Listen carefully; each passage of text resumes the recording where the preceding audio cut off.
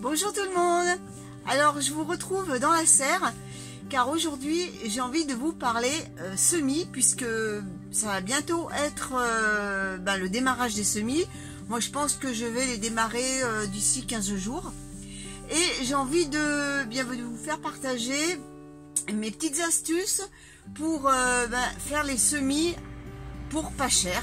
C'est-à-dire ne pas acheter spécialement des pots, des terrines pour faire ces semis, mais déjà utiliser ce qu'on a chez soi et ça marche très bien. Bien allez, c'est parti!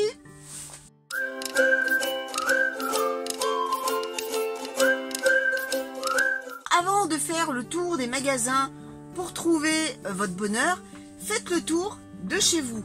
Je suis sûre que vous avez tout ce qu'il faut pour réaliser vos premiers semis. Je vais vous montrer ce que j'ai.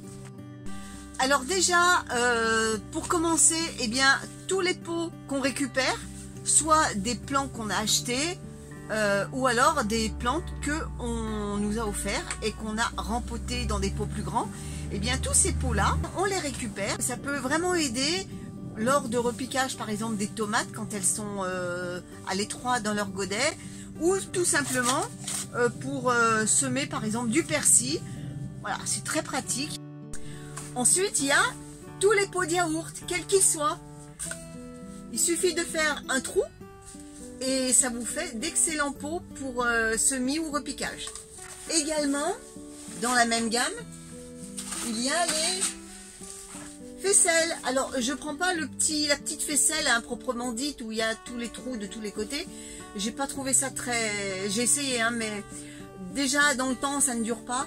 Et puis, non, j'ai pas trouvé ça très pratique. Par contre, le support où il y a les faisselles, ça c'est bien, ça vous fait des alvéoles. Il suffit de faire un trou et puis vous pouvez soit repiquer dedans, soit semer. Alors moi, je ne fais pas des petits trous, je fais carrément un gros où je peux mettre mon doigt à l'intérieur. Comme ça, quand je veux replanter, j'ai qu'à pousser la motte et elle sort toute seule. Ensuite, si vous voulez semer en terrine, toutes ces boîtes en plastique, vous faites des trous et ça peut vous faire des terrines. Récupérez-les, demandez autour de vous, au lieu de les jeter, qui vous les donne. C'est gratuit, enfin gratuit, il faut acheter déjà la boîte. Mais pour vous, ce sera gratuit du coup. Vous n'aurez pas besoin d'acheter de terrine spéciale jardin qui coûte... beaucoup plus cher. Ça fait vraiment office de terrine. Alors si vous n'avez pas beaucoup de plantes à semer, ça, ce gabarit va très bien. Par contre, si vous voulez en faire une plus grosse quantité, j'ai ce modèle là, les caisses en polystyrène que vous trouvez chez le poissonnier. Alors l'avantage de ces caisses, c'est qu'elles sont déjà trouées, donc pour le drainage c'est parfait. Et en plus, celles-là, elles sont pas trop hautes. Et donc, vous ne gaspillerez pas trop de terreau pour faire vos semis. J'en ai récupéré d'autres du même style. Mais là, c'est chez un primeur où il y avait des légumes à l'intérieur. Et là, vous voyez, il n'y a pas de trou. Donc, moi, celles-là, je les utilise surtout pour protéger les plants, les godets des rigueurs de l'hiver. Parce que le polystyrène est un très bon isolant. Donc je mets mes pots à l'intérieur, éventuellement je mets un voile d'hivernage par-dessus si vraiment ça descend trop bas. Et puis ça va très très bien. J'ai oublié, quand je vous parlais des godets, il y a les bouteilles en plastique, les bouteilles de lait. Vous coupez la moitié, vous gardez la partie du fond, vous faites des trous et ça peut vous faire un contenant pour faire vos semis ou pour repiquer. Alors maintenant, on va passer à l'isolation, aux protections des plantes. J'avais pas de serre à l'époque, je m'en étais construit. Et ce que vous voyez derrière, avec des cagettes, ça a passé tout l'hiver dehors et j'ai pu avoir mes plants de salade de bonheur. Donc je vais vous montrer plus en détail. Alors là, c'est une seule cagette avec une autre petite qui fait office de couvercle. Voilà, que je pose comme ça. Et je les ai recouvertes de papier bulle, qui est un bon isolant également. Et donc quand je les mettais dehors, je mettais du plastique noir, genre voilà, des vieux sacs de terreau que je mettais au fond, et je mettais mes pots à l'intérieur, recouverts bien sûr d'un voile d'hivernage, et ça a passé l'hiver dehors sans problème.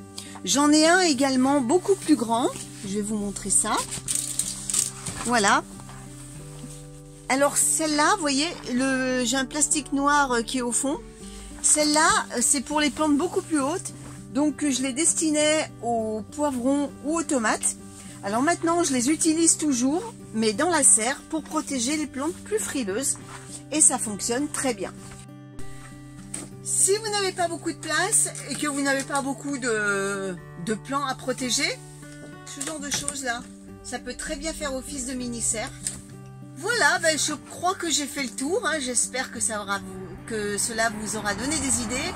Après, je vous dis bien, hein, c'est pour réduire les achats, mais bien sûr, il reste le terreau et les graines, quoique là aussi, on peut faire de sacrées économies en fabriquant soi-même son terreau et en récupérant ses graines, mais là, c'est un autre sujet. Avant de se quitter, je vous fais une petite annonce sur ce qui se passera sur 2022.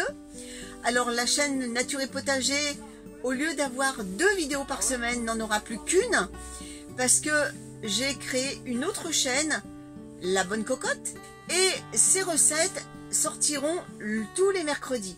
Donc le dimanche, vous allez au jardin, et le mercredi, pour les gourmands, vous serez à table.